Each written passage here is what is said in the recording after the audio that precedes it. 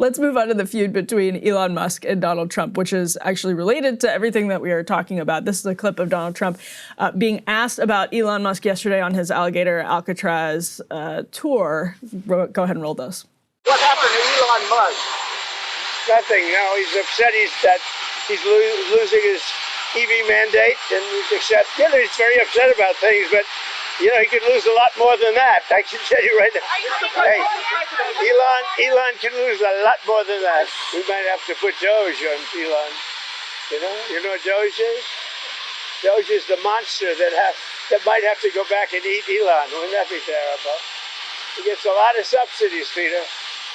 But Elon's very upset that the EV mandate is going to be terminated. And you know what? When you look at it, not everybody wants an electric car. I don't want an electric car. I want to have maybe gasoline, maybe electric, maybe a hybrid, maybe someday a hydrogen. If you have a hydrogen car, it has one problem. It blows up, So I'm going to give that one to Peter. So Trump, that was at the White House before he left for the Everglades. He is asked by a reporter, are you going to deport Elon Musk? Trump says, we'll have to take a look. We might have to put DOGE on Elon. You know what DOGE is? The monster that might have to go back and eat Elon. Wouldn't that be terrible? He gets a lot of subsidies. Musk replies on Twitter, this is the next element, quote, so tempting to escalate this. So tempting. But I will refrain for now. Then Musk also posted, cut it all now, in response to Trump saying that DOGE might look at Musk's subsidies. Musk's argument, Ryan, is not entirely dissimilar from the point you were just making about some of these, or the nature of the cuts being self-destructed, but he's coming at it when he's right, he's right. But he's coming at it from a totally different perspective. Not totally. Like there's some significant overlap, which is that he is desperately concerned, and it goes back to both his business but also his venture to Mars. He's desperately concerned with electricity production. Like he keeps posting these various charts of Chinese electricity production versus American electricity production. They're on track to make as much electricity with just wind, solar, and battery power as we are total. And if you're in an AI race, which is related to his Mars race, then how do you think that's going to go? Like the country with more juice is going to win this one.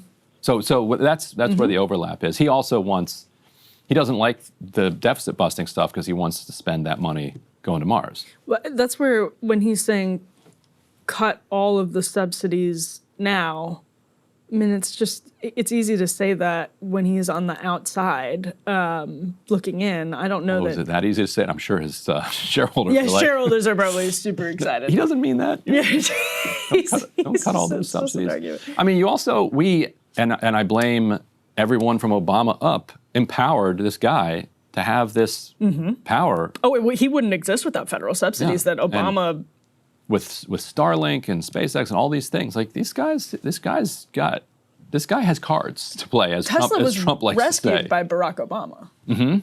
Yeah. Yeah. So I mean. But now he's got cards. Easy to say. Yeah. Yeah. Now he has cards. That's right.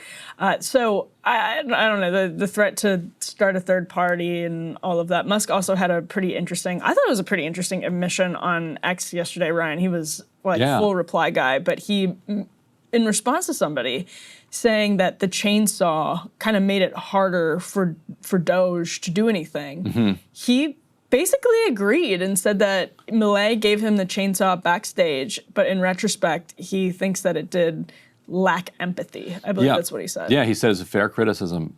He said, Milei gave him the chainsaw backstage and he just went with it. And yeah, exactly. And I kind of wondered, I'm like, how much, like the original name for ecstasy was empathy, because that's closer to the feeling that it produces in a user. And so I always wonder, they didn't go with empathy because it's like, that's not very cool marketing. Like ecstasy is going to sell better in the club. Sounds terrible. Yeah. But I always wondered, like, how is this guy eating this much Molly and this callous? Like, how does he not care about the tens of thousands, hundreds of thousands, millions, tens of millions of people plus who are affected by like the whims of this bender that he's on. And it turns out that, now that he's come back to earth a little bit, he actually does know the word empathy, and he regrets that it lacked empathy. In his own... It also accomplished nothing except ruining a whole bunch of people's lives. I mean, I think he just exists in the strain of libertarianism, which is kind of weird to say from somebody whose businesses are based on subsidies, yes. But he exists in the strain of libertarianism where empathy itself is used to... The belief is that empathy itself is used to hurt people and is used to, like, inflict cruelty. I mean, it's just a standard, like, Milton Friedman argument about how suicidal empathy, isn't that what they say? Toxic empathy. But this is more of, like, how people get trapped in government dependency spirals, and it's cruel. And I think he thought in his own way. Also, by the way, if you guys think having humanity is bad, you took a wrong turn somewhere. Like, retrace your steps. Anyway, go ahead. This is the Ryan Grimm argument for USAID. Yeah. Well, for some programs, yeah.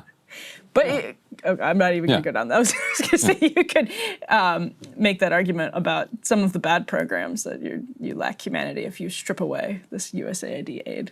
Well, I mean, it depends. Yes. It very much depends. Right. But Elon's perspective. If you take away a kid's infant formula without a plan to replace it with something else that they can live on, not good. That's bad and lacks empathy. Good. But yeah, I think whether or not that cutout was also involved in some regime change.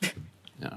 Regime change baby formula. Right. It's the tastiest baby formula. Yeah. But Musk I think, felt like he had the wind at his back culturally in a way that he didn't. So that post was really interesting. Yes, exactly. He spent too much time with his own reply guys. Yes. Yeah. 100%. All right. Let's move on. Who would have thought that Cat Turd 2 would lead you astray? But here we are. And Elon is like admitting that in this really, it's just a post on X, but he's admitting that he had basically terrible political instincts and then demanding the Republican Party currently follow his political instincts. Or else he's going to start a political party. I'm sure that'll go well. Hey, if you like that video, hit the like button or leave a comment below. It really helps get the show to more people. And if you'd like to get the full show ad-free and in your inbox every morning, you can sign up at breakingpoints.com. That's right. Get the full show, help support the future of independent media at breakingpoints.com.